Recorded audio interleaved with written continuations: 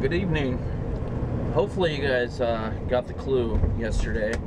Today's vlog will consist of me and John doing a tour and an overnight stay at the haunted Lincoln Theater.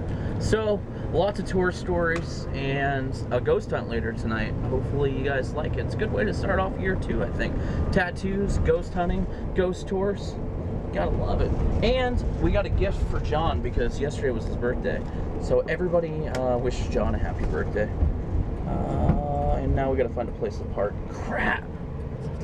We never have a parking spot down here. Oh well, guess we're gonna go this way. Tattoo is feeling good today. Check this out. Jason!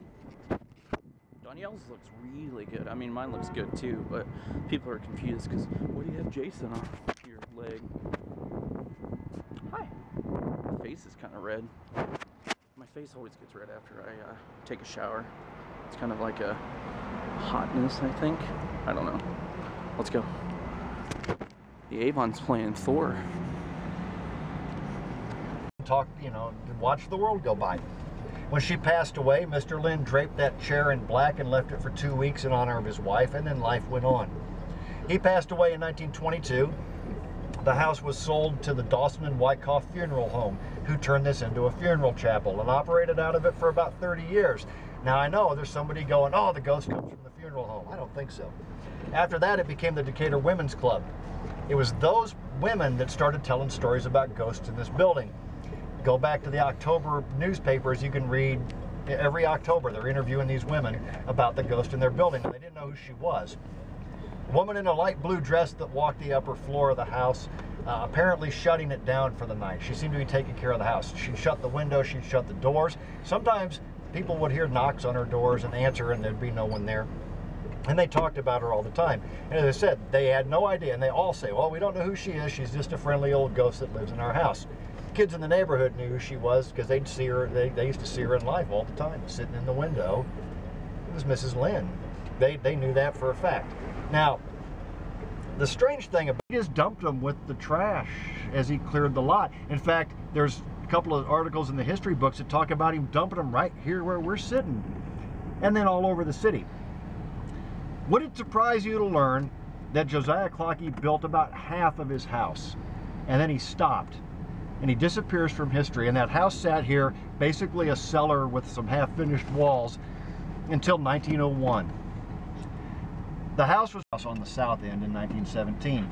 Those of you not familiar with Decatur history may not know the name of A.E. Staley, but A.E. Staley built this town. He's the reason Decatur smells like soybeans. It's because their Staley company made their fortune processing soybeans. And this house was pre-existing. It was a farmhouse. In 1917, he renovated it to look like this. This is the edge of Decatur in 1917. This is it. And there's not much beyond it. But his wife, Emma, loved to entertain. She loved having these lavish parties. And because he could afford it, he built her a showplace. 30 rooms in this house, 5 bathrooms, a ballroom upstairs. She had it all. And it was a big deal to be invited out here to this house to one of Emma Staley's party. As the party season rolled along and it started to approach, people were anxiously awaiting an invitation out to this house. And they were full. The main office was right there, the big window on the left of the door. The guy that sat in there used to watch a woman in a white dress walk down the stairs and approach the door as if she were about to answer it, only to disappear at the foot of the stairs. He saw it happen several times. They would hear the sounds of laughter, music, feet stomping around as if dancing in that ballroom. They'd open the doors, and of course there'd be no one there. Okay guys, we are in the haunted theater again. I'm in the basement by myself. It's kind of creepy down here, isn't it? Check this out. Do you guys hear that?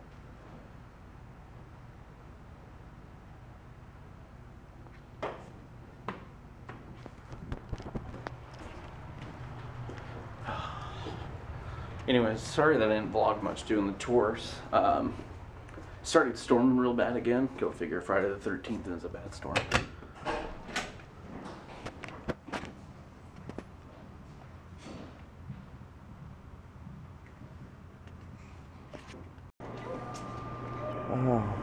Yeah, you need to film this.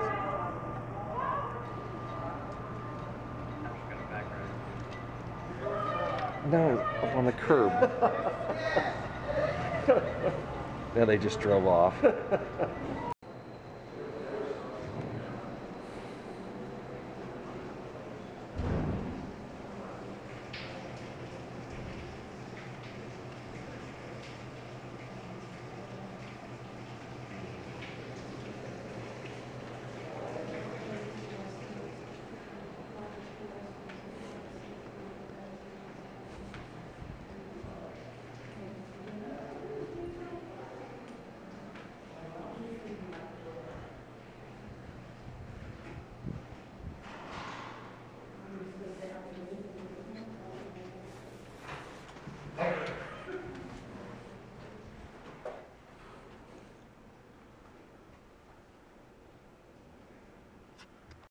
Okay, we are at a secret location in the theater.